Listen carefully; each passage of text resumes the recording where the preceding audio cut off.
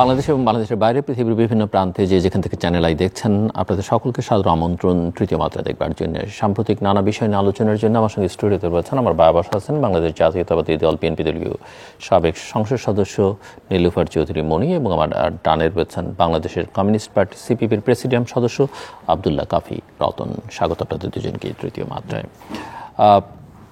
5ই আগস্টের পট পরিবর্তনের পরে মনে হয়েছিল বাংলাদেশ একদিকে যাত্রা শুরু করেছে। আজকে 5 মাস পরে অনেকের মধ্যে কনফিউশন, আসলে কোন পথে হাঁটছে বাংলাদেশ। আপনাদের মধ্যে সেই কনফিউশন আছে কিনা, এবং থাকলে যদি একটু পরিষ্কার করেন। নীলুফার চৌধুরী মনি। আপনাকে ধন্যবাদ। যারা শুনছেন তাদেরকে আমার শুভেচ্ছা, আমার সহ আলোচককে শুভেচ্ছা।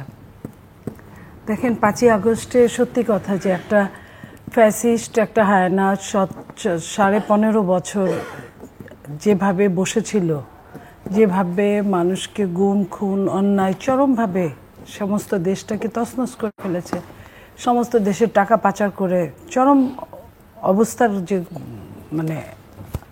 রেখেছিল, সেখান থেকে মুক্ত পাওয়ার পরে মনে হয়েছিল যে জুলাই অভ্যুত্থান এটার খুব বেশি দরকার ছিল। এটা আমরা সবাই কিন্তু হৃদয়ে আমরা এটা ধারণ করতাম যে এমন একটা দিন আমরা দেখতে পাবো। সেই দিনটা দেখতে পাওয়ার সময় যতটা আমরা খুশি হয়েছিলাম, বহু বছর এরকম খুশি আমাদের মধ্যে ছিল না। কিন্তু তারপর দিন যত যেতে থাকলো, আমরা ভাবলাম যে সরকারের 100 দিন, এই যে আপনার হানিমুন পিরিয়ড যাকে বলে, এটা শেষ হইলে বোধহয় সরকার খুব সিরিয়াসলি মাঠে ঘাটে সব জায়গায় খুব সিরিয়াসভাবে কাজ করবে। কিন্তু এখন 5 মাস চলে যাওয়ার পরে আপনার মনে হচ্ছে যে আসলে কি আমরা কোন দিকে যাচ্ছি। আমরা আবারও বাংলাদেশের জনগণ হতাশার দিকে ধাবিত হচ্ছে। এই কারণে বলছি যে যখন এই হঠাৎ করে ভ্যাট ট্যাক্সের মতো জায়গায় সমস্ত কিছুতে একে কোনো দ্রব্যমূল্য আপনার কোনো দাম কমে নাই, অসহনীয় পর্যায়ে। এখনও এই সময়টায় চালের দাম কেজি প্রতি 2-3 দিনের মধ্যে 5 থেকে 7 টাকা চিকন চাল কেজি বেড়েছে, এবং মোটা চাল বাণিজ্য উপদেষ্টা বলেছেন সাময়িক মজুতদারির কারণে এটা বেড়েছে। কিন্তু উনি আসার পরে থেকে তো, উনি আসার আগে বা পরে থেকে একই, উনি যখন ঢুকেছেন, এসেছেন, জয়েন করেছেন, তখন কিন্তু 10 টাকা বেড়েছিল। সে 10 টাকা কমার তো দূরের কথা, আরও যদি আবার 5-6 টাকা হয়, তো উনিও তো বাণিজ্যের মধ্যেই ছিলেন, বাণিজ্য থেকেই তাকে উপদেষ্টা করা হয়েছে। তাহলে উনি কি এটার সাথে সংশ্লিষ্ট? আগে যেমন আগে সরকারে যেমন বাণিজ্য মন্ত্রীকে বলা হতো যে সিন্ডিকেটের মেম্বার উনি, এখনও তো উনি ব্যবসায়ীদের একজন সদস্য আপার লেভেলের। তাহলে উনি থাকা অবস্থায় যখন কমে না, যখন তেল হঠাৎ করে বাজার উধাও হয়ে যায়, তারপরে আবার 8 টাকা বাড়ার পরে তেলের দাম আবার বোতলগুলা খুঁজে পাওয়া যায়, এই যে উধাও হওয়া এবং বের হওয়া, এটাই উনি বের করতে পারেন না। তাই কিসের উনি উপদেষ্টা, যে কথা বলছিলাম। তো এই যে একে তো চরম খারাপ অবস্থা, তার উপর মরার উপর খাড়ার ঘা। একটা সরকার, হাসিনা রেজিম, আপনার প্রথম মানুষের ভেতরে যে কষ্ট দিয়েছে, মানুষের যে ক্ষুব্ধতা, ক্ষোভ সৃষ্টি হয়েছে, সেটা কিন্তু এই ট্যাক্স ভ্যাট এগুলাকে কেন্দ্র করে। আমাদের সবার নিশ্চয়ই মনে আছে যে এমনও মাস গিয়েছে 1 মাসে 2-3 তেলের দাম বেড়েছে। তেলের দাম বাড়লে প্রত্যেকটা জিনিসের দাম বাড়ে। আবার আপনার পানির দাম 2 বার বেড়েছে মাসে। তো তার 15 বছরের সরকারের 16-17 বার আপনার তেলের দাম বেড়েছে। আপনার একবারেই তেলের দাম 45 টাকা বেড়েছে। এই যে বাড়াটা, এইটার উপর মানুষের ক্ষুব্ধতা ছিল চরম পর্যায়ের। ঠিক একই অবস্থা যে সরকারের সময়ই হোক না কেন, এই সরকারের সময় যখন এতগুলো টাকা 15 থেকে 30 আপনার টাকা বা পার্সেন্ট এই যে ভ্যাট ট্যাক্স বাড়ানো হলো, এই ট্যাক্সগুলো বাড়ানো, একটা মানুষ, প্রথমে আমার আয়ের উপর আমি ট্যাক্স দিলাম, তারপর আমি যতগুলো জিনিস কিনতে যাব, আমি যে কোনো খাবারের দোকানে যাব, যে কোনো ফলের দোকানে যাব, সাধারণ মানুষ, একেবারে নিঃস্ব মানুষকে মধ্যবিত্তই চরম হাহাকারের অবস্থায়, তাহলে নিঃস্ব মানুষগুলোর কি অবস্থা? তো এই যে আমাকে একই মানুষকে যখন একের অধিকবার প্রত্যেকটা ক্ষেত্রে আপনার বারংবার ট্যাক্স দিতে হচ্ছে। আমি যখন প্রথমে আমার আয়ের উপর ট্যাক্স দিলাম, তার মানে আমার আয়টা কিন্তু ট্যাক্স দেওয়া সহ এটা কিন্তু বৈধ। এরপর আমি আবার চাল কিনতে গেলাম, ট্যাক্স দিলাম, ডাল কিনতে গেলাম, ট্যাক্স দিলাম, আমি বাচ্চা পড়াতে গেলাম, ট্যাক্স দিলাম, আমি হোটেলে খেতে গেলাম, ট্যাক্স দিলাম, আমি ফলমূল কিনতে গেলাম, তরি তরকারি কিনতে গেলাম, আমি ট্যাক্স দিলাম। তাহলে একটা মানুষ কতবার ট্যাক্স দিবে? দোকানদারের কিন্তু সমস্যা হচ্ছে না, সমস্যা যেটা হচ্ছে সেটা জনগণের। তো এই যে শুরু করলো তারা, এবং তারা প্রত্যেকটা জায়গায় আপনার ফ্যাসিস্ট বলা হয়, ফ্যাসিস্টের কাউকে অ্যারেস্ট করা হয় না এরকম 2 মাস 3 মাস রেখে। ওবায়দুল কাদের শুনি যে 96 দিন ছিল বাংলাদেশে, কোথায় ছিল, কার কাছে ছিল, এটা কিন্তু আমাদের বোধগম্য না। তো এটা খোলাসা করার দায়িত্ব কিন্তু সরকারের। সেই ওবায়দুল কাদের হঠাৎ করে সে বিদেশ আবার চলে গেল, তাহলে সব মানুষকে যদি বিতাড়িত করে নামি যদি শাস্তি হয়, তাহলে এরকম শাস্তির অপরাধ তো অনেকেই করবে, সে তো খারাপ থাকবে না, তার কাছে কারি কারি টাকা আছে, সে তো অন্যায় করলেও সে তার বিচার হচ্ছে না। এই যে বিচারবিহীনতা, তো এইখানে সরকার ব্যর্থ, দ্রব্যমূল্যে সরকার ব্যর্থ, আইন শৃঙ্খলায় সরকার ব্যর্থ, আপনার মব জাস্টিসের সরকার চরমভাবে ব্যর্থ, সবগুলোই চরমভাবে ব্যর্থ। আপনার সমস্ত বাংলাদেশে যাদের কাছে টাকা আছে সেই টাকার কোনো খবর নাই, সেগুলো যদি ধরতো তাহলে কিন্তু আপনার এই ট্যাক্স বাড়াতে হতো না, গরিবের উপর কিন্তু খাড়ার ঘাটা পড়তো না, তাহলে কিন্তু ওই টাকা দিয়ে অনেক কিছু হতো। আপনার এই টাকার, আমরা তো বারবার করে বলেছি, আমরা ওই সরকার থাকতেও বলেছি, এখনও বলছি যে মানুষের ব্যাংকগুলো খালি হয়ে গেছে, মানুষের বাড়ি ঘরগুলো আপনার ব্যাংকের ভল্টের মতো টাকা আছে, তো কই সেখানেও তো তারা কোনো খোঁজ খবর নেয় নাই। আপনার আইন শৃঙ্খলা রক্ষাকারী বাহিনী, তারা যে তাদের মধ্যে যে এই যে কোনো মানে বিচারযোগ্য কাজ না করা, তারা কাউকে অ্যারেস্ট করা, কাউকে মানে যেটা যেটা করে রাস্তাঘাট থেকে শুরু করে যেটা আইন মানুষ নিজের হাতে তুলে নিচ্ছে, কোনো বিচার না করা, এইগুলার ওনারা কোনো রকম আমরা তাদের কাছে আমরা পাচ্ছি না যে তারা এই কাজগুলোর কোনো একটা ভালো কাজ করেছে। তাহলে আমরা এই সরকারের প্রতি জনগণ, আমি জনগণের কথা বলছি, রাজনীতিবিদদের কথা বাদই দিলাম, জনগণ কিভাবে আস্থা নিবে? আমি যদি জাস্ট এক লাইন উত্তর চাই যে শেখ হাসিনা সরকার তো একটা পলিটিক্যাল পার্টি বা পলিটিক্যাল গভর্নমেন্ট ছিল, এবং তারা যেটা করেছে আমরা ধরে নিই যদি ইচ্ছে করেই করেছে বা সুনির্দিষ্ট একটা লক্ষ্য নিয়ে করেছে, এই সরকার কি মানে ডিরেকশনলেস, অর তারাও একটা বিশেষ উদ্দেশ্য নিয়ে এই কাজটা করছে, এই কাজগুলো করছে বা এই ব্যর্থতাগুলো ফুটে উঠছে? আমার কাছে কিছু কিছু ক্ষেত্রে মনে হয় যে তারা কোনো না কোনো জায়গায় ডিরেকশন নিয়ে কাজ করছে, কারণ তারা তো বলে নাই যে মানুষগুলো এই যে 650 মানুষ কোথায় গেল, এটার কথা তো তারাও বলে নাই। ধরলাম তাদের বাড়িতে তো ছিল না, কোনো না কোনো জায়গায় ছিল, তারা প্রত্যেকেই জানে, তো তারা তো একবারও জিজ্ঞেস করলো না, তারা বলে নাই। তার মানে তারা কারো আঙ্গুলি হেলনে তারা চলছে, আবার কোথাও কোথাও তারা অতিরঞ্জিত করছে যে জিনিসগুলো তারা না করলেও পারতো। যেমন ধরেন তারা সিন্ডিকেট ধরতে পারতো, তারা বাজার মূল্যের একটা মনিটরিং করতে পারতো, বাজার মূল্যটাকে একটা নিয়ন্ত্রণে আনতে পারতো তারা, এবং আপনার ব্যাংকগুলোকে মানুষের টাকাগুলো ঘরের মধ্যে না রেখে ওই জায়গাগুলোকে তারা মানে আপনার আইন শৃঙ্খলা রক্ষাকারী বাহিনী বা দুদক বলেন এদের আওতায় আনতে পারতো, এনে আপনার সমস্ত কিছু যখন আপনার আমার নাগালের বাইরে চলে যাবে তখন তার দরকার নাই। এখন কি এই 6 মাসে কি নাগালের বাইরে অনেকটা গিয়েছে না? এখন আপনার এমন একটা সময় আমরা বিচারও চাই, আমরা একটা দল নিষিদ্ধ করতে চাই, আবার সেই দলের লোক মিছিলও করে। শুধু পুরুষরা করে না, নারীরাও করে। এগ্রিকালচার ইউনিভার্সিটিতে মেয়েরা নেমেছে তাদের আগের হলের নাম পরিবর্তন আগেরটাই রাখার জন্য। এই যে তারা যে করছে, এবং বিভিন্ন জায়গায় কোনো একটা জায়গায় আপনার খুব গুরুত্বপূর্ণ জায়গায় সেখানের যে চিফ উনি গিয়ে দেখেছেন ওই জায়গায় রাসেল স্কোয়ার আছে, উনি বললেন আমি কখনো একা ছবি তুলি না, যেহেতু আমি এইখানে একটা স্কোয়ার দেখলাম আমি এই জন্য একান্তে ছবি তুলতে চাই একা। উনি ছবি তুললেন এবং আমি ছবিগুলো নিজে চোখে দেখলাম। তো এই যে সবচেয়ে চিফ তারা যখন এই কাজগুলো করছে, তাহলে আপনার কোনখানে আইনের শাসনের কোন জায়গাটা? কোন জায়গায় তো আপনার সংস্কারের নাম বলে বলে নির্বাচনের কোনো খবর নেই, কিছুই না। মিস্টার আব্দুল্লাহ কাফি রতন, আপনার কাছে কি মনে হয় বাংলাদেশের কমিউনিস্ট পার্টি কি মনে করছে কোন পথে হাঁটছে বাংলাদেশ? ধন্যবাদ আপনাকে, ধন্যবাদ আমার সহ আলোচককে, তিনি চমৎকারভাবে বলেছেন।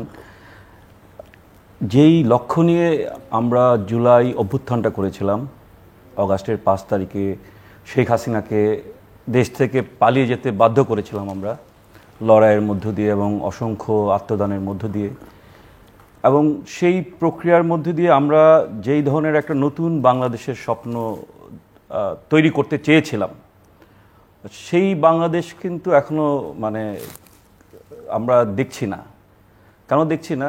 শুরুতেই আমরা বলতে চাই যে যারা আসলে এই আন্দোলনের সাথে সম্পৃক্ত ছিল না, যারা আন্দোলনের বাইরে ছিলেন, হয়তো নিজের কী বলে ড্রয়িং রুমে বসে টেলিভিশনে আন্দোলনের ছবি দেখেছেন, হরতালের মিছিলের হত্যাকাণ্ডের ছবি দেখেছেন, তারাই কিন্তু দেশ শাসনের দায়িত্বটা পেলেন।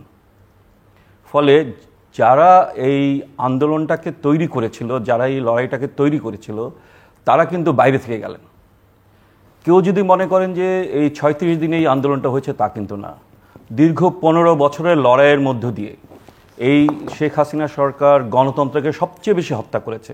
২০১৪ সালের ৫ই জানুয়ারি নির্বাচন, ২০১৮ সালের ৩০শে ডিসেম্বরের নির্বাচন, ২০২৪ সালের ৭ই জানুয়ারি নির্বাচন, কোনোটাই নির্বাচন হয়নি। একটা অগণতান্ত্রিক এবং জনগণের ম্যান্ডেট ছাড়া একটা সরকার ক্ষমতায় ছিল।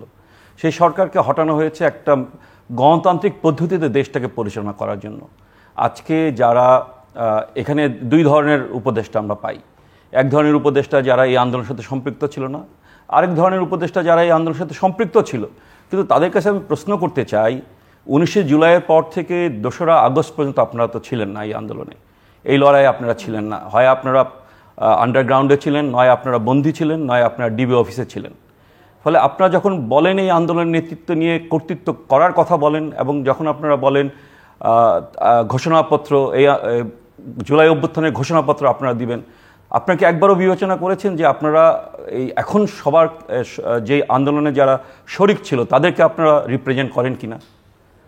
কারণ এই বৈষম্য বিরোধী যে ছাত্র আন্দোলন ছিল সেটা একটা প্ল্যাটফর্ম ছিল, কিন্তু তারাই সেই প্ল্যাটফর্মকে ভেঙে দিয়ে একটা ছাত্র সংগঠনে রূপান্তরিত করেছে। আপনারা অনেকেই জানেন হয়তো যে কিছুদিন আগে ঢাকা বিশ্ববিদ্যালয়ে শিবির এবং বৈষম্যবিরোধী ছাত্র আন্দোলন ছাড়া বাকি ২৮টা ছাত্র সংগঠন, সেখানে জাতীয়তাবাদী ছাত্র দল ছিল, ছাত্র ইউনিয়ন ছিল, অন্যান্য ছাত্র সংগঠন ছিল, তারা কিন্তু বৈঠক করেছে। তার মানে এই বৈষম্যবিরোধী ছাত্র আন্দোলন যে প্ল্যাটফর্মটা, সেটা কিন্তু ছাত্র সমাজের কাছ থেকে বিচ্ছিন্ন হয়ে পড়েছে। তেমন করে এই সরকারও কিন্তু জনগণের কাছে বিচ্ছিন্ন হয়ে পড়েছে। আপনি এই সরকার ক্ষমতায় আসার পরে ২০২৩ সালের অক্টোবর এবং নভেম্বর মাসে মজুরি বৃদ্ধির জন্য আন্দোলন করতে গিয়ে ৪ জন শ্রমিক হত্যার শিকার হয়েছিলেন।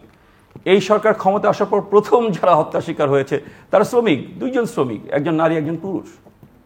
এবং যেই রিক্সাওয়ালারা, এটা মানতে হবে আমাদেরকে, এটা বুঝতে হবে যে রিক্সাওয়ালারা এই আন্দোলনে একটা গুরুত্বপূর্ণ ভূমিকা রেখেছে। ২৪ জন রিক্সা শ্রমিক ঢাকা শহরে মৃত্যুবরণ করেছে।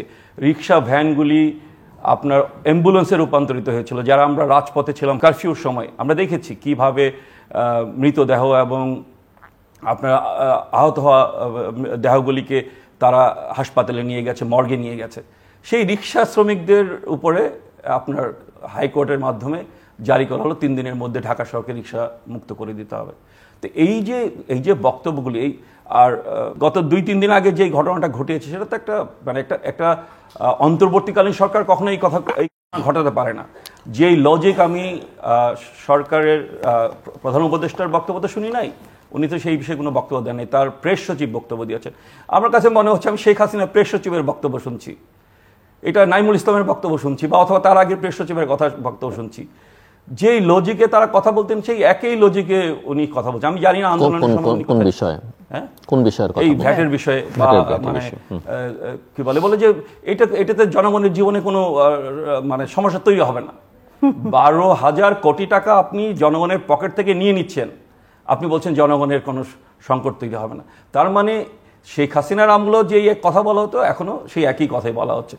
সুতরাং আপনি যে প্রশ্নটা আমাকে করেছেন বা আমাদের দুজনকে করেছেন, যে আমরা মানে কোন পথে, আমি আপনাদের দুজনের কথা যেটা বুঝলাম যে এটা ডিরেইল বা এটা নির্দিষ্ট লক্ষ্যের দিকে তারা দেশটাকে নিয়ে যাবার চেষ্টা করছেন, অন্তত সবাই না হলেও কেউ কেউ এর মধ্যে খুবই সক্রিয়। কিন্তু আপনি যেটা বলছিলেন যে ৫ তারিখের পরে যে সরকারটা গঠিত হলো, সেই সরকারের অনেকেই নেই যারা আন্দোলনের সঙ্গে যুক্ত ছিলেন, বা অনেকে একটা বড় সময় আন্দোলনের বাইরে ছিলেন, অনেকে ড্রয়িং রুমেই ছিলেন। আপনার কি মনে হয় যে সেই সময় কি ধরনের সরকার হওয়া উচিত ছিল? জাতীয় সরকার, রাজনৈতিক দলগুলোকে নিয়ে সরকার? মানে আমি কমিউনিস্ট পার্টি করে আবার শ্রমিক সংগঠনও করি। আমাদের একটা জোট আছে, জাতীয় শ্রমিক কর্মচারী সংগ্রাম পরিষদ। আমরা সেখান থেকে ২৮শে জুলাই স্পষ্ট করে বলেছিলাম যে ৯০ সালের যে ভুলটা আমরা করেছিলাম, যে আন্দোলন করলাম আমরা, ক্ষমতায় গেল আরেকটা গোষ্ঠী যারা আন্দোলনের, তারা ওই সরকারের বেনিফিশিয়ারি, আবার তারা হলো সরকারও গঠন করছে। এই সরকারে আপনি দেখেন, আমি নাম বলবো না, শেখ হাসিনা সরকারের বেনিফিশিয়ারি কি এই সরকারে নাই? শেখ হাসিনা সরকারের আমলে সচিব ছিলেন, তারা কি এই সরকারে নাই? সুতরাং তারা এটাকে ডিরেল করতে চাইবেন।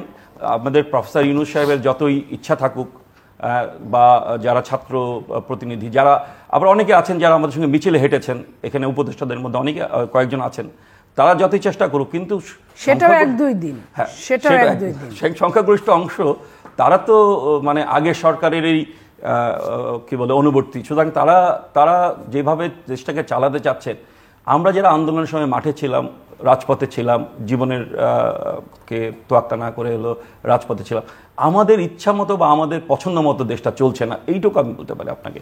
কারণ এই সরকার প্রথম যে ব্যর্থতা এই সরকারের, সেটা হচ্ছে প্রশাসন পুনরুদ্ধারের ব্যর্থতা। আমি জানি না কেন এত সময় লাগছে, গত 6 মাসও কেন প্রশাসন পুনরুদ্ধার করা গেল না, কেন সরকার প্রশাসনিক জায়গায় শক্তিশালী অবস্থান নিতে পারছে না, সেই বিষয়টা একটু খতিয়ে দেখা দরকার। এটার মধ্যে স্যাবোটেজ আছে কিনা।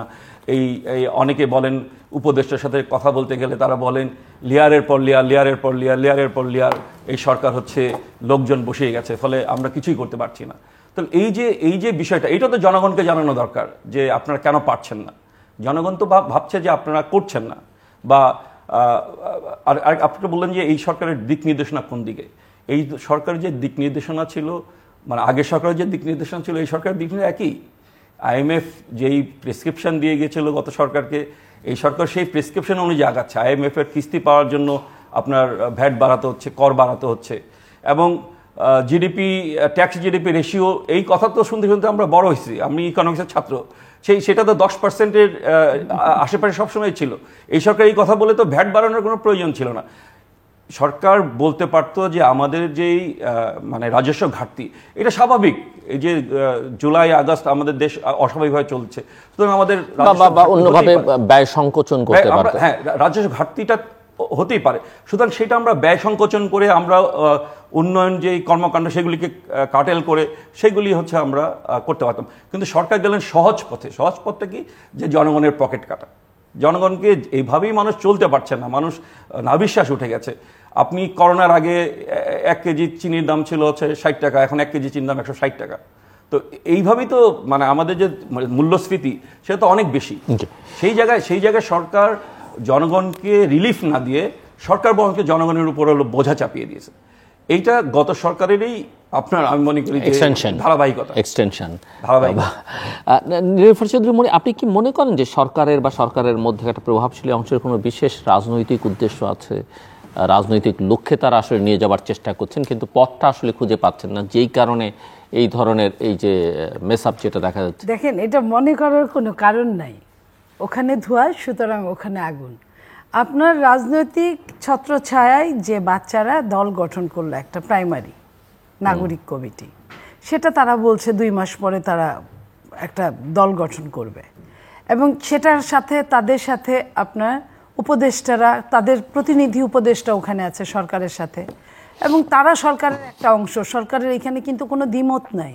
এবং আরও একটা অবাক ঘটনা, আমরা অবশ্যই অবাক হই না এখন অনেক কিছুতেই। আপনার ধরেন যে সংবিধান নিয়ে যে কাজটা তারা করলেন, প্রথমে যখন বললেন 31শে ডিসেম্বরে তারা ঘোষণা দিবে, তারা নিজেরাই প্রক্লেমেশনটা ঘোষণা দিবে, জুলাই প্রক্লেমেশন বলে, এবং তারা বলে দিল যে এটা মুজিববাদী সংবিধান। কখনো মুজিববাদী না, এটা 72-এর সংবিধান, অরিজিনাল। কাটাছেঁড়া ছাড়া 72-এর সংবিধানটা দেখাক না। সংবিধানের তো দোষ নাই। আমি সংবিধান কতবার কাটাছেঁড়া করে আমি আমার প্রয়োজনে সেটা হলো মানলাম কিনা, হ্যাঁ সেটা পারলাম কিনা। তো যেখানে সবচেয়ে বেশি প্রবলেমটা ছিল, সেটা কিন্তু আপনার তত্ত্বাবধায়ক সরকার, সেটা ফিরে এসেছে, সেটা আমরা আইনের মাধ্যমে ফিরে পেয়েছি। ফাইন, আপনার তাহলে তারা ওইটাকেই বাদ দিবে বলল। সরকার বলল যে এটার সাথে তাদের কোনো সম্পৃক্ততা নাই, তারা এটা নিয়ে কোনো কথা বলবে না। ছাত্ররা যেদিন ঘোষণা দিবে, তখন সরকার বলল যে 15 তারিখ পর্যন্ত টাইম নিলে তারাই ঘোষণা দিবে। আপনি দেখেন তাহলে তার মানে কিভাবে সিস্টেমেটিক। এবং তারপর একজন উপদেষ্টা বললেন যে তারা সহায়তা করবে, তারা ঘোষণা দিবেন না। ঘোষণা দিবেন না। এখন তারা বলছে তারা সহায়তা করবেন, ঘোষণা দিবেন না 15 তারিখে। এই যে 15ই জানুয়ারি পর্যন্ত টাইম নিলেন এবং যে ঘটনাগুলো করলেন, এবং 31শে ডিসেম্বরে এমনও শোনা গিয়েছিল যে তাদের যে 3 জন প্রতিনিধি আছে দল গঠন করার জন্য, দলে কাজ করবে সরকারের সাথে, কিংস পার্টি যাতে না হতে হয় সেজন্য তারা পদত্যাগ করবেন, কিন্তু আমরা কিন্তু দেখলাম না পদত্যাগ করলেন। তো সেই জায়গায় আমরা বলতেই পারি যে এটা বলতেই পারি না, এটাই দেখছি। কারণ ডক্টর ইউনূস সাহেব চিফ অ্যাডভাইজার উনি বলেছিলেন একের অধিকবার যে ছাত্ররা আমাকে এখানে বসিয়েছে। তো ছাত্ররা বসিয়েছে মানে ছাত্রদের আর কোনো কিছু তো আর দরকার পড়ে না। এবং জাতিসংঘে আমরা দেখেছি বক্তৃতা দিতে গিয়ে উনি কীভাবে এক্সাইটেড হয়ে গেলেন ছাত্রদের ব্যাপারে কথা বলতে গিয়ে, একজন উপদেষ্টাকে নিয়ে উনি কীভাবে কথা বললেন। তো এই জায়গা থেকে বোঝা যায় যে এটা ওনাদেরই একটা স্বপ্ন বাস্তবায়ন করার জন্য ওনারা অনেক কথা বলছেন। এই বলছেন প্রথমে ওনারা নির্বাচনের কোনো তারিখ দেন না, ঘোষণা দেন না, তখন সেনাপ্রধান যার বলার কথা না উনি প্রথমে বললেন 18 মাসের মধ্যে নির্বাচন হবে।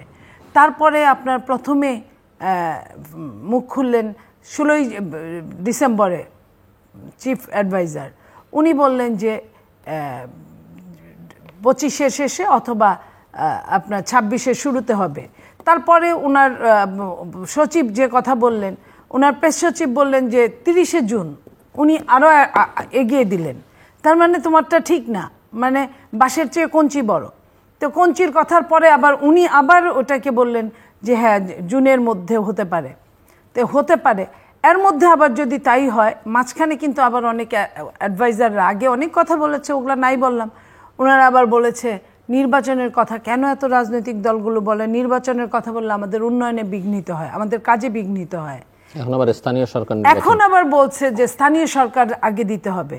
তো স্থানীয় সরকার, ওনারা যে সংস্কারের কথা বলে, সবচেয়ে সংস্কার দরকার কিন্তু স্থানীয় সরকারে। আর জাতীয় সরকারের জাতীয় ইলেকশনে, নির্বাচনে আপনার যেটা আমার ভোট আমি দিব, যাকে খুশি তাকে দিব, ইঞ্জিনিয়ারিং যাতে না হয় ইলেকশন, সেটাই হলো মেন জিনিস। আমার ভোটটা যেন আমি দিতে পারি, এটা হচ্ছে মেন। এটার উপর ডিপেন্ড করে আপনার সিইসি এদের। তো এখন ওই যেটাকে আপনার সবচেয়ে আগে আপনার দরকার হলো সংস্কার করা, তার সংস্কারের কোনো খবর নেই। হঠাৎ করে দেখলাম একজন উপদেষ্টা অন্য একটা সেক্টর থেকে আবার নতুন করে আপনার স্থানীয় সরকারে চলে আসলেন। তখনই কিন্তু বুঝেছিলাম, এবং দু একটা যে টেলিভিশনগুলোতে যাই তখন কিন্তু বলা শুরু করেছিলাম যে এরা কিন্তু স্থানীয় সরকার নির্বাচন করবে বলেই আপনার সেক্টরটা চেঞ্জ করলো। তো এই যে সেক্টর চেঞ্জ করে এই যে তারা আসলেন, এবং সত্যিই তাই, 1 মাসও যেতে দিলেন না, তারা ঘোষণা দেওয়া শুরু করলেন স্থানীয় সরকার নির্বাচন করবে।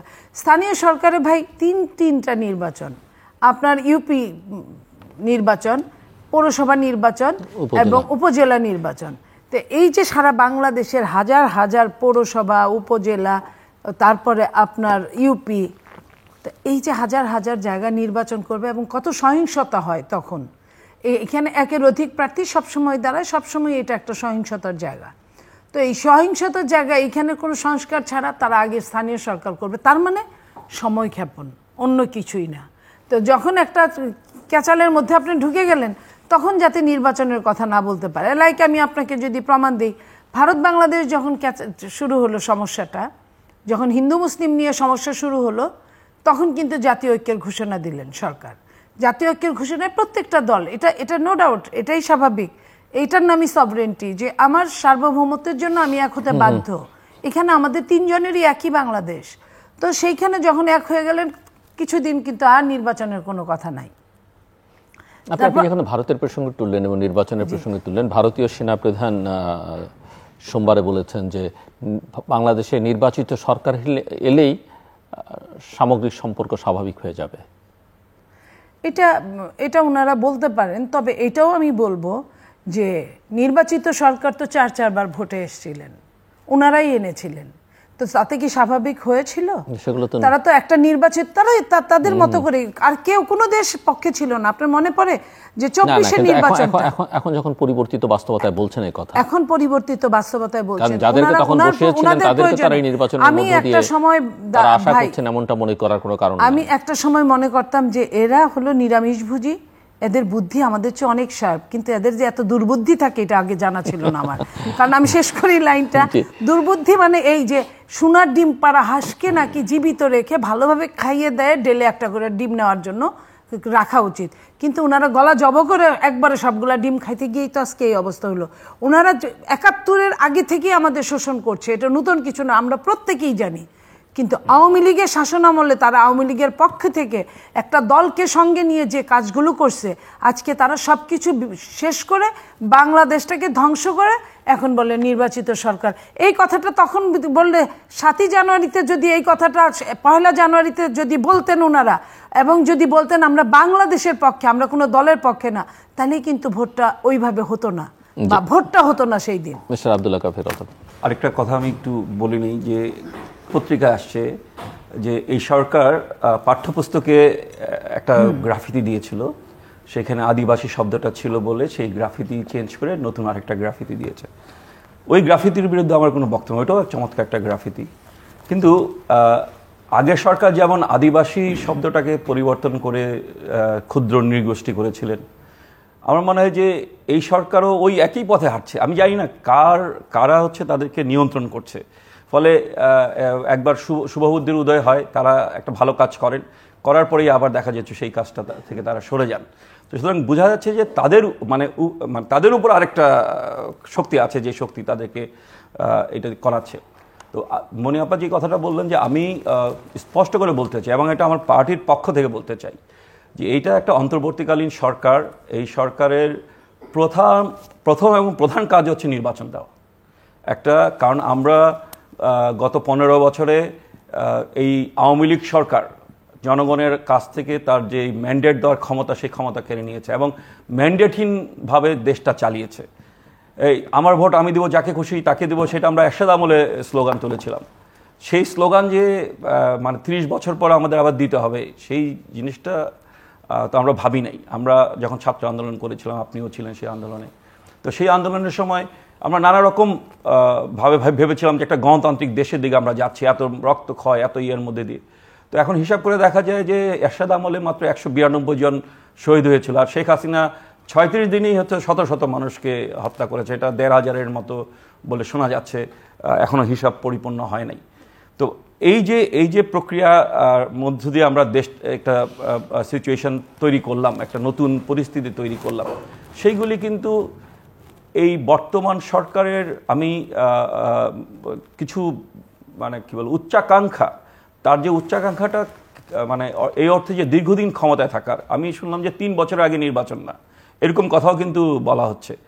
তো কিন্তু আপনি তো আসছেন হলো একটা সুষ্ঠু, অবাধ, নিরপেক্ষ নির্বাচন দেওয়ার জন্য, যেই নির্বাচনের মধ্য দিয়ে জনগণ তাদের নিজস্ব সরকার নির্বাচিত করবে, ম্যান্ডেট দিবে এবং তাদের সরকার দেশ চালাবে। কিন্তু সংস্কারের কমিটি করেছেন, ঠিকই আছে, সংবিধান সংস্কার করার ক্ষমতা তো আপনার নাই।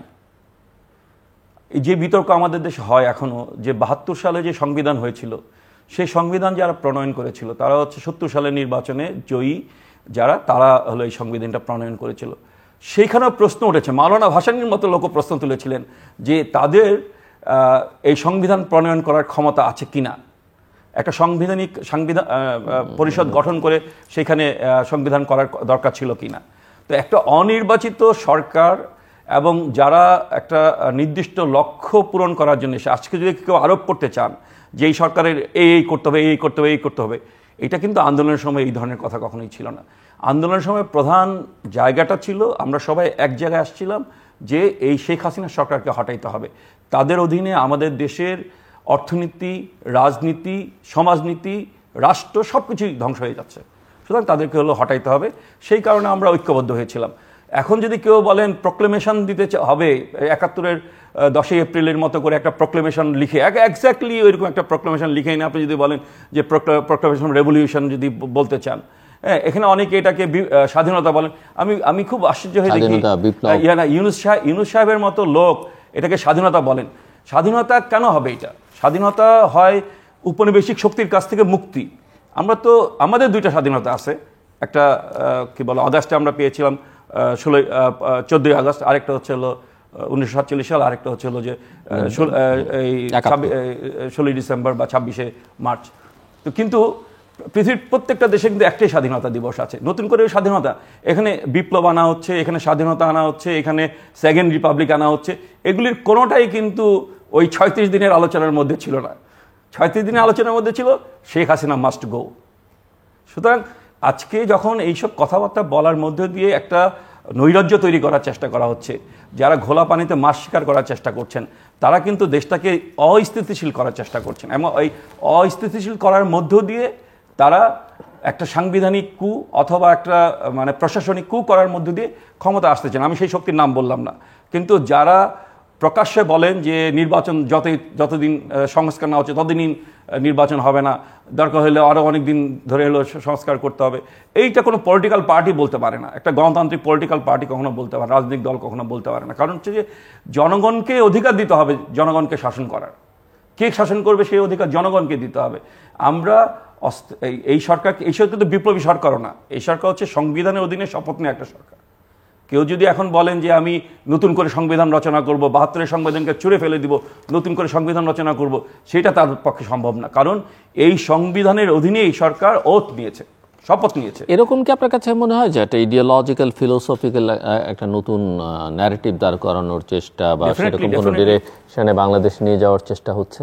ডেফিনেটলি আমি মনে করব যে একটা নতুন ন্যারেটিভ তৈরি করার চেষ্টা করছে, যেই ন্যারেটিভটা মুক্তিযুদ্ধের মধ্য দিয়ে আমরা পেয়েছিলাম, যেখানে কি বলে আমাদের দেশের 30 লক্ষ মানুষ জীবন দিয়েছে, আপনার 2 লক্ষ মা বোন যৌন নিপীড়নের শিকার হয়েছে, সেই দেশের জায়গা থেকে, সেই ন্যারেটিভ থেকে সরিয়ে দেওয়া হয়েছে। আপনি দেখেন, আমি খুব স্পষ্ট করে বলি, তাদের যে প্রোক্লেমেশনের মধ্যে কোথাও 30 লক্ষ শহীদের কথা বলা নাই, লাখো লাখো শহীদ বলা আছে। তার মানে কি, এই প্রোক্লেমেশনের বাইরে মধ্যে দিয়ে তারা একটা নতুন ন্যারেটিভ সেট করার চেষ্টা করছে, যেই ন্যারেটিভটা সংখ্যাগরিষ্ঠ মানুষ কিন্তু অ্যাকসেপ্ট করবে না। যারা মুক্তিযুদ্ধে কাঁধে কাঁধ মিলে লড়াই করেছে, দেশকে স্বাধীন করেছে, আজকে বিএনপি যিনি প্রতিষ্ঠাতা ছিলেন, তিনি এই মুক্তিযুদ্ধের একজন অন্যতম প্রধান কি বলে সেনাপতি। তো বিএনপির পক্ষেও তো এটা মানা সম্ভব না। আমাদের নেতৃবৃন্দ যারা কি বলে মুক্তিযুদ্ধের যে উপদেষ্টা মণ্ডলী ছিলেন, কমরেড মনি সিং, মুজাফর আহমেদ, মাওলানা ভাসানী, আমাদেরও পক্ষে তো এই ন্যারেটিভের বাইরে যাওয়া সম্ভব না। কারণ হচ্ছে যারা এই ন্যারেটিভ তৈরি করতে চাচ্ছেন, মুক্তিযুদ্ধে তাদের কোনো স্টেক নাই, তারা মুক্তিযুদ্ধের বিরোধী ছিলেন, ফলে তারা একটা নতুন ন্যারেটিভ বাংলাদেশে নিয়ে আসতে চাচ্ছেন। সেই জায়গাটা প্রতিরোধ করা দরকার। মুক্তিযুদ্ধের পক্ষের শক্তি বললে মানুষ আওয়ামী লীগ মনে করে। আওয়ামী লীগ এটাকে এমনভাবে পচিয়েছে, হ্যাঁ, মুক্তিযুদ্ধের নামে শত শত হাজার হাজার বই ছাপিয়েছিল, সেই বই কিন্তু তারা প্রকাশ করে যায়নি।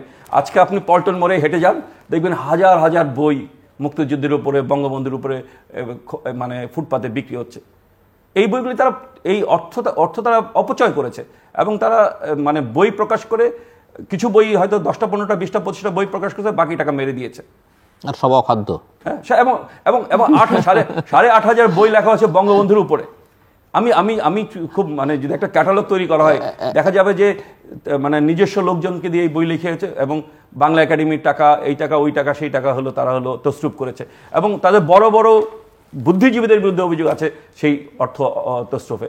ফলে মুক্তিযুদ্ধের চেতনার নামে তারা যেই বস্তু বাঙালি জাতির সামনে, বাংলাদেশের মানুষের সামনে হাজির করেছে, বাংলাদেশের মানুষ সেটা রিজেক্ট করছে, সেই বস্তুকে মানুষ রিজেক্ট করছে। জুলফার চৌধুরী মনি। জি, আমি ওনার সাথে অনেকগুলো ব্যাপারে একমত। আমি এইটুকু বলতে চাই যে এই জায়গাটায় আমি আসতে চাই যে দেখেন, তারা এত কিছু করলো, এই সরকার যদি আমাদের খেলাপি ঋণ যতগুলো ছিল, এটাও যদি খালি মানে ধরার চেষ্টা করতে, কিছু যদি ক্ষমা করে দিয়েও, যদি আমার টাকার দরকার, যখন কারো টাকার দরকার থাকে তখন কিন্তু সে যেটুকু পায় ওইটুকুই মেনে নেয়। তো সরকারের টাকার দরকার, ব্যাংকগুলো খালি টাকা ছাপাচ্ছে, সেইখানে দেখেন এই জায়গাতেও আপনার শেখ পরিবার যে 4টা রাষ্ট্রায়ত্ত ব্যাংক খালি করে গেছে, এটা অনেকেই বলে শেখ রেহেনার আঙ্গুলি হেলনে এই কাজগুলো হয়েছে। সেটা 4টা ব্যাংকের ঋণ খেলাপির পরিমাণটা হচ্ছে সোনালী ব্যাংক 16,663 কোটি টাকা, জনতা ব্যাংক 74,000 কোটি টাকা, অগ্রণী ব্যাংক 30,000 কোটি টাকা, রূপালী ব্যাংক 12,738 কোটি টাকা। এই যে 4টা রাষ্ট্রায়ত্ত খেলাপি ঋণের উপর সরকার এটা তো তুলতে পারলো না, তার উপর আবার একটা ভ্যাট বসায় দিল। জনগণের টাকাগুলাই তো ওই ব্যাংকগুলাতে, সেটা পারলো না, সেটা চেষ্টাও করলো না, একটা বার মুখ দিয়ে বলে নাই। যে আপনাদের এই রেয়াত দেওয়া হবে যদি আপনারা ঋণ খেলাপিরা দেন, অথবা ঋণ খেলাপিরা তো কোনো না কোনো জায়গা জমি দেখায় ঋণটা নিয়েছে, সেই জায়গাগুলো এত তারিখের মধ্যে আপনারা যোগাযোগ না করলে এগুলা সেল করে দেওয়া হবে, নিলামে তোলা হবে। যদি এইটা বলে, এত আইন তারা বানাচ্ছে, এই আইনগুলোর উপর তারা চোখে দেখে না? তাদের আমি আর কতগুলো তাদের মানে ব্যর্থতার কথা বলবো আমরা। একটা জায়গা আছে যেখানে সফলতা দেখাতে পারবে, অথচ দেখেন সফলতা নিজের উপর। আমার বলতে খুব খারাপ লাগে, কারণ এই লোকটাকে আমি খুব সম্মান করতাম, করি, এখনো শ্রদ্ধা করি, সারা বাংলা বিশ্বে তাকে সম্মান দিয়েছে, আমি এটা আমার অহংকার। কিন্তু উনি কি করলেন, উনি এই যে নিজের করটা মাফ করালেন, কিন্তু জনগণের ঘাড়ের উপর দিয়ে কর তুলে দিয়ে। এটা কিন্তু আবারও আমরা দেখলাম 2-3 দিন আগেই তার করের কোনো সব মাপ, অথচ উনি বলেন যে এটা নাকি আপনার ট্রাস্টি যদি হয় তাহলে রাজস্ব ট্রাস্টি, জনগণের জিনিস, তাহলে তারটাও ট্রাস্টি, তাহলে মাপ করানোর তো দরকার ছিল না।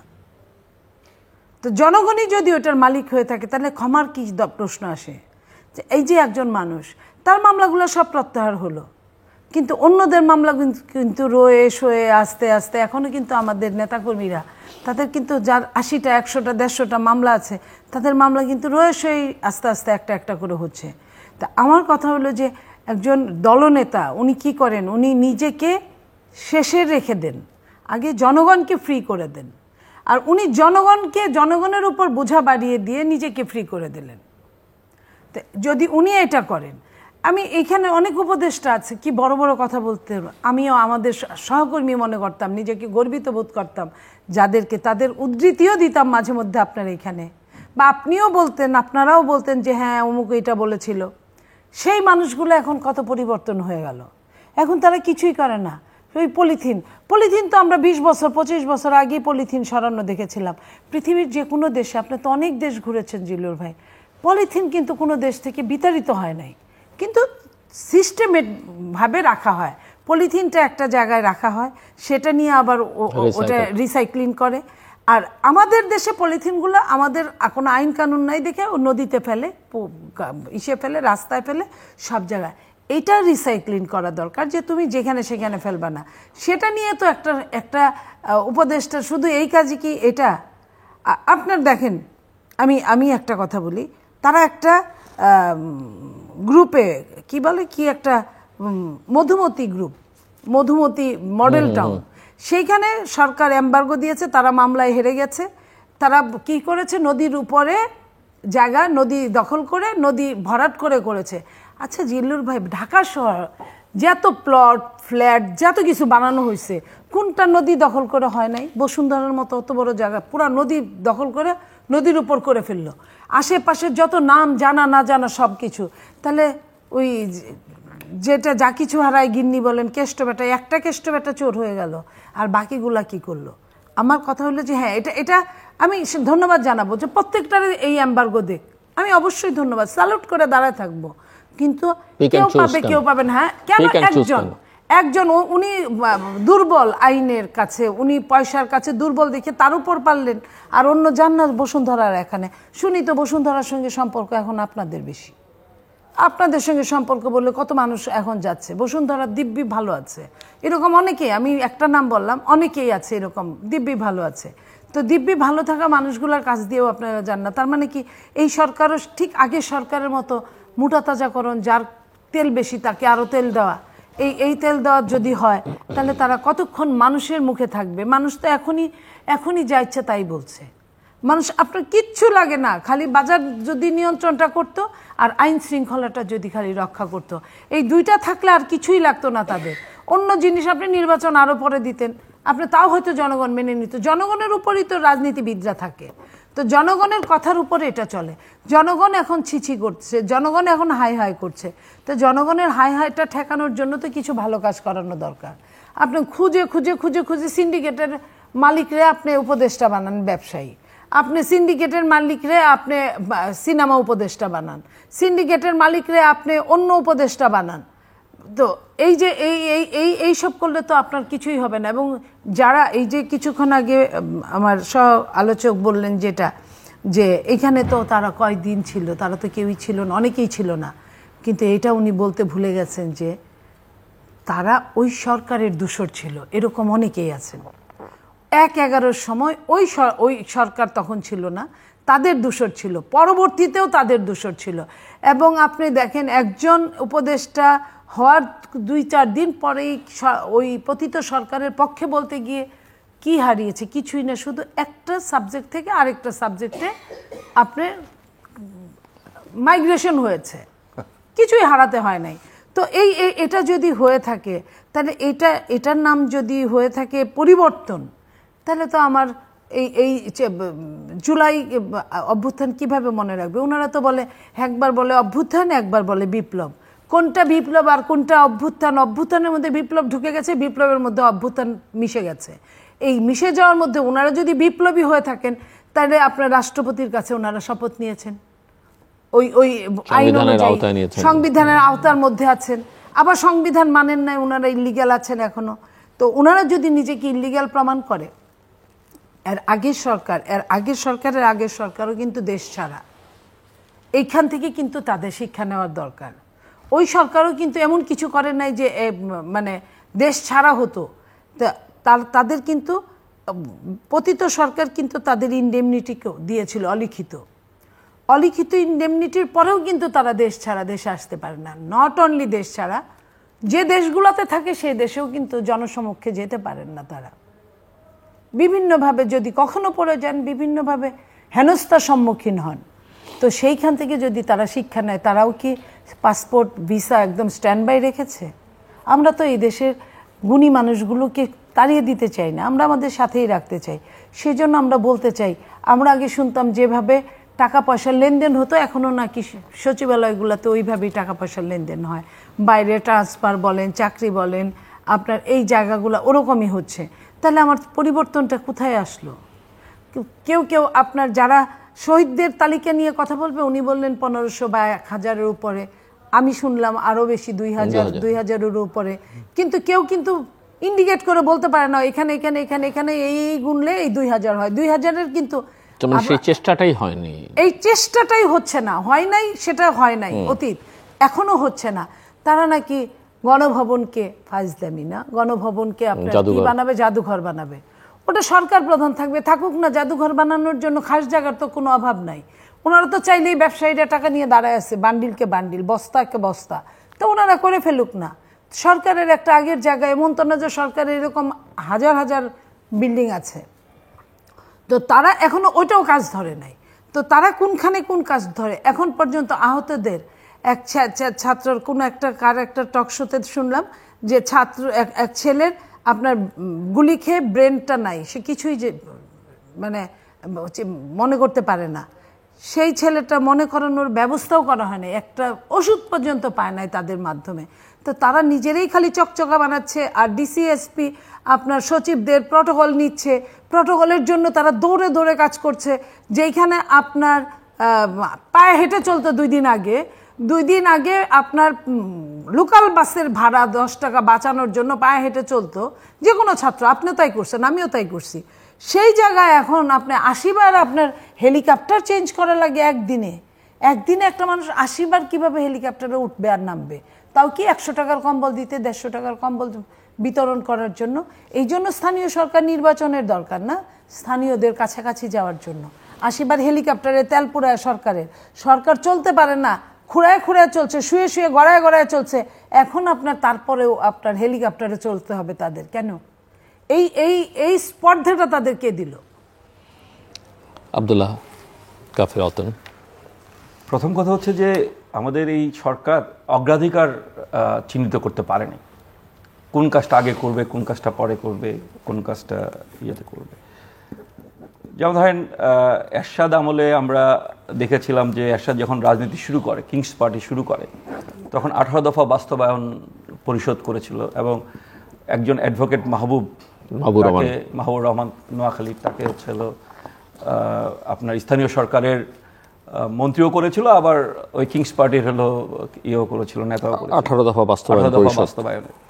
তো আমি মনে বারবার বলতেছেন এই ইতিহাসগুলি মনে পড়ে যাচ্ছে আর কি, যে এখন যিনি ছাত্র মানে কি বলে উপদেষ্টা, তিনি এরকম একটা গুরুত্বপূর্ণ মন্ত্রণালয়ের দায়িত্ব কেন নিলেন? এটা কিন্তু একটা সবচেয়ে ভাইটাল মন্ত্রণালয়। মনে হয় যে দল চালানোর জন্য সবসময় স্থানীয় সরকার মন্ত্রী মন্ত্রণালয়টা সাধারণ সম্পাদক মহাসচিব, তাই না? আমরা তাই দেখছি, জিল্লুর রহমান সাহেবকে দেখেছি, সালাম তালুকদার দেখেছি, শুধুমাত্র ওবায়দুল কাদের সম্ভবত বেশি লাভ সেতু আশরাফুল ইসলাম, সৈয়দ আশরাফুল ছিলেন, কিন্তু মান্নান ভূঁইয়া ছিলেন। শুধুমাত্র ওবায়দুল কাদের সম্ভবত বেশি লাভ ওই মন্ত্রণালয়, এই জন্য হয়তো এখানে আসেন নাই।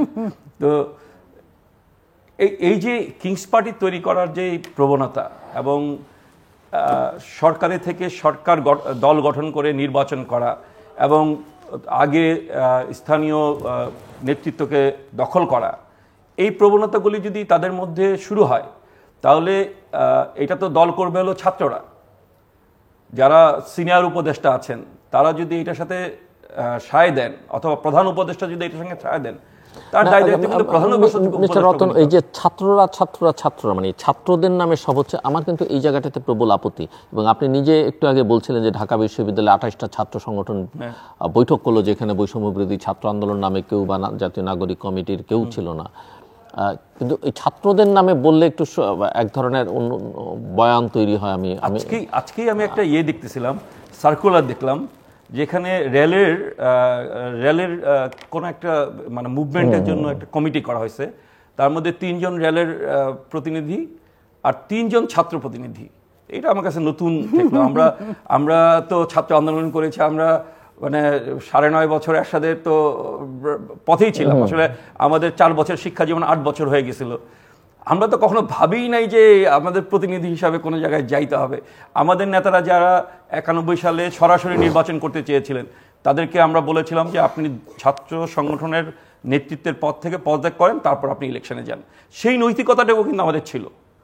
হ্যাঁ, আমরা কিন্তু সেই কাজটুকু করেছিলাম আমাদের পার্টির ক্ষেত্রে, আমাদের ছাত্র ইউনিয়নের ক্ষেত্রে আমরা বলেছিলাম। তো এখন তো দেখতেছে যে না, যারা আন্দোলন করছে তারাই উপদেষ্টা হচ্ছে, তারাই দল করতেছে, তারাই হেলিকপ্টারে ঘুরে বেড়াচ্ছে। তার মানে কি, এই যে অসংখ্য ছাত্র যারা, ওনারা তো, আমি আবার বলবো যে 19শে জুলাই থেকে 2রা আগস্ট পর্যন্ত এই নেতারা কিন্তু কেউই রাজপথে ছিলেন না, কিন্তু অসংখ্য তরুণ যারা ব্র্যাক বিশ্ববিদ্যালয়, উত্তরা বিশ্ববিদ্যালয়ে, বিভিন্ন বিশ্ববিদ্যালয় এবং ঢাকা বিশ্ববিদ্যালয়ে একজন ছাত্র কিন্তু মারা যায়নি। এটা শ্লাঘার বিষয় যে একজন ছাত্র কিন্তু শহীদ হয় নাই, কিন্তু সব শহীদ কিন্তু দেখেন উত্তরা ইউনিভার্সিটি, সেখানে আপনি ব্র্যাক ইউনিভার্সিটির মতো একটা বিশ্ববিদ্যালয়, যে বিশ্ববিদ্যালয়ের ছাত্ররা সবসময় আমরা বলতাম যে ফার্মের বাচ্চা, কিন্তু তারা দেখেন কিভাবে লড়াই করলো। ইভেন বিইউপি, বিআইএসটি, বিইউপির একটা ছেলেকে কিভাবে সাভারে হত্যা করা হলো এবং তাকে পুলিশের থেকে ফেলে দেওয়া হলো, এগুলি তারা কিন্তু কোনো বেনিফিট পাচ্ছে না। এই যে লাখ লাখ যে গ্রাফিতি তৈরি করলো সে ছেলেমেয়েরা, তারা কিন্তু কোনো বেনিফিট পাচ্ছে না। তারা কিন্তু এবং মেয়েদের পার্টিসিপেশন এবারে মেয়েরা কোথাও নাই, কিন্তু এরা কিন্তু সবাই ক্লাসরুমে ফিরে গেছে। যারা আছে তাদেরকে আমি বলি ঠিক আছে, আমরা অনেক আগে ইতিহাসে একবার দেখেছিলাম আসামে ছাত্র আন্দোলন করে মানে হোস্টেল থেকে একবার ডাইরেক্ট হলো মুখ্যমন্ত্রীর বাংলোতে চলে গেছিল, বাসভবনে চলে গেছিল। তো সেই রকম ঘোষণা দিয়ে জিনিসটা করা দরকার। কিন্তু ওরা যেটা করছে সেটা হচ্ছে যে যারা আন্দোলনের অন্য যে শক্তিগুলি, তাদেরকে খাটো করে দেখানোর চেষ্টা করছে। এইটা কোনোভাবেই তো আপনি ধরেন, আমি আমার দলের কথা আমি বললাম না, বিএনপির কথা ধরেন, বিএনপি যেই মানে গত 15 বছরে যে মানে লক্ষ লক্ষ মানুষের বিরুদ্ধে মামলা হয়েছে, হাজার হাজার মানুষ জেলে ছিল, ওনাদের নেতারা তো মানে ওনাদের যে এখন প্রধান নেতা বাংলাদেশে যিনি আছেন মির্জা ফখরুল ইসলাম, উনি কতবার জেলে গেলেন? এই গত 5 বছরে তো 3-4 বার জেলে গেলেন উনি। বেশি হবে, মানে জেলে গেলেন কতগুলি মামলা, একটু আগে আমরা আলাপ করছিলাম 80 না 86টা মামলা ওনার বিরুদ্ধে। তো এই যে তাদের অবদানকে তো খাটো করে দেখার কোনো ইয়েই নেই, কমিউনিস্ট পার্টির অবদানকে খাটো করে দেখার কোনো উপায় নেই, কারণ আমরা লড়াই করেছি। তো এখন যদি সব কৃতিত্ব এই কয়েকজন ছাত্র নেয়, এবং আমি আরেকটা টক শোতে ছিলাম, ওনাদের দলেরই একজন নেতা, চেয়ারপারসনের উপদেষ্টা, তিনি বলছিলেন যে আমাদের ইউনূস সাহেব এখন বৈরাম খার রোল প্লে করতেছে, ছাত্ররা সব কিছু করতেছে, বৈরাম খার মতো উনি হচ্ছে তাদেরকে মানে করতেছে, দেখভাল করতেছে। তো এইরকম হলে তো হবে না। ইউনূস সাহেবকে আমরা প্রধান উপদেষ্টা করেছি, হি মাস্ট অ্যাক্ট। এবং তাকে আমরা কেন প্রধান উপদেষ্টা করা হলো, দেশবাসী কেন তাকে মেনে নিল তার জাতীয় আন্তর্জাতিক যেই কেরিশমা, সেই কেরিশমার জন্য। উনি সেই কেরিশমার প্রতি ন্যায় বিচার করছেন বলে আমার মনে হয় না। এবং ওনার কাছ থেকে মানুষ যা প্রত্যাশা করেছিল, যেই অগ্রাধিকার প্রত্যাশা করেছিল, জনজীবনের সংকট মোচনের যেই অগ্রাধিকার প্রত্যাশা করেছিল, গণতন্ত্র প্রতিষ্ঠার যে অগ্রাধিকার প্রত্যাশা করেছিল, সম্ভবত সেই জায়গাটায় উনি এখন পর্যন্ত তার বক্তব্য রাখতে সক্ষম হন নাই। জি, নীলুফার চৌধুরী মনি, খুব ছোট্ট করে 1-1.5 মিনিটে শেষ করতে হবে আমাকে। দেখেন, এখনো অনেকটা সময় আছে। যদি তারা মনে করে যে এই দেশের জনগণের সাথে তারা থাকবে, যেটা এতদিন গল্প করতো ওনারা টকশোতে বলতেন, ওনাদের অনেকেই, সেই অনুযায়ী যদি করেন তাহলে নির্বাচনটা যত তাড়াতাড়ি সম্ভব ওনারা দিবেন, জনগণকে একত্রিত করবেন। হ্যাঁ, সংস্কারের মতোই চলবে, সংস্কারের গতিতে চলবে, এবং একটা সরকার আসলে সেটাই সংস্কারের পূর্ণতা পাবে। সেই সরকারের হাত দিয়ে আপনার বিল আকারে যখন সংসদে যেটা পাস হবে, এর আগে যত সংস্কারই করুক, আর রাজনীতিবিদদের বাদ দিয়ে সংস্কার করলে ওই সংস্কার কোনো কাজে আসবে না, ধূপে টিকবে না। এবং রাজনীতিবিদদের খেপিয়ে যদি সংস্কার করে, ভালো কিছু হলে তারা নাও মেনে নিতে পারে যে তুমি আমাকে পেইন দিছো। যেমন এই যে ভালো একটা সংবিধান আছে থাকার পরেও যখন সেটাকে মুজিববাদী তুকমা লাগিয়ে যখন পুরাটাই আমি ফেলে দিব, এই যে এই জায়গাটা, এটা কিন্তু রাজনৈতিক দলে একটা সময় রাজনৈতিক এক দল একটা কাজ করলে বাকিটুক আইসা আরেক দল ওটাকে ধ্বংস করতো, আবার আরেক দল করতো, ওটা আবার পরে দেয়। ঠিক একই অবস্থা যদি এদের মধ্যে আরও বেশি, কম না, যেখানে এরা কোথায় আপনার যে আমি মার্সিফুল হলাম, আমি এই জায়গাটায় আমি মনে করলেও আমি কিছু করলাম না, কারণ আমি একটা দৃষ্টান্ত রেখে যেতে চাই। এই দৃষ্টান্তটা যদি রেখে যেতে চান, এবং এখানে চিফ অ্যাডভাইজারের অনেক বড় দায়িত্ব আছে। উনি সারা বিশ্বের একজন প্রতিনিধি, অনেকখানি উনি প্রতিনিধিত্ব করেন। উনি যদি মনে করেন যে বাংলাদেশটা আমার নামটা মনে রাখুক, সারা জীবন যতদিন আছে আমাকে সর্বোচ্চ জায়গায় আল্লাহ আমাকে দিয়েছে বাংলাদেশের, এটা একটা বিরাট ব্যাপার, এটা একটা ভাগ্য লাগে। এই জায়গাটাকে যদি উনি মূল্যায়ন করতে চান তাহলে সবার জন্য ভালো, ওনার জন্যও ভালো। আর যদি না করতে চান তাহলে আমি পাশের দেশের বার্মার অং সান সুকির জন্য একসময় আমাদেরও মন কাঁদতো, আহারে বেচারারে 20 বছর জেলখানায় রেখেছে, হাউস অ্যারেস্ট করে রেখেছে। তারপর যখন সে নোবেল সব কিছু পেলেন, এবং রাষ্ট্রের একটা কর্ণধার হওয়ার পরও যখন রাষ্ট্র খুঁড়িয়ে চলল, এবং আন্তর্জাতিক প্রেক্ষাপটে যখন উনিও এক নাম্বারই হতে পারলেন না, তখন কিন্তু উনি আস্থা করে পড়ে গেলেন, নিক্ষিপ্ত হলেন।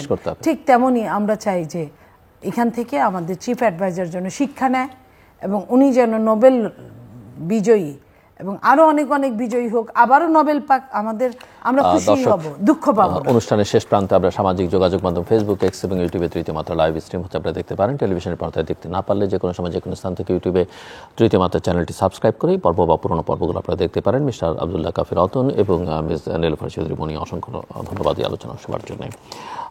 দর্শক, কোন পথে হাঁটছে বাংলাদেশ?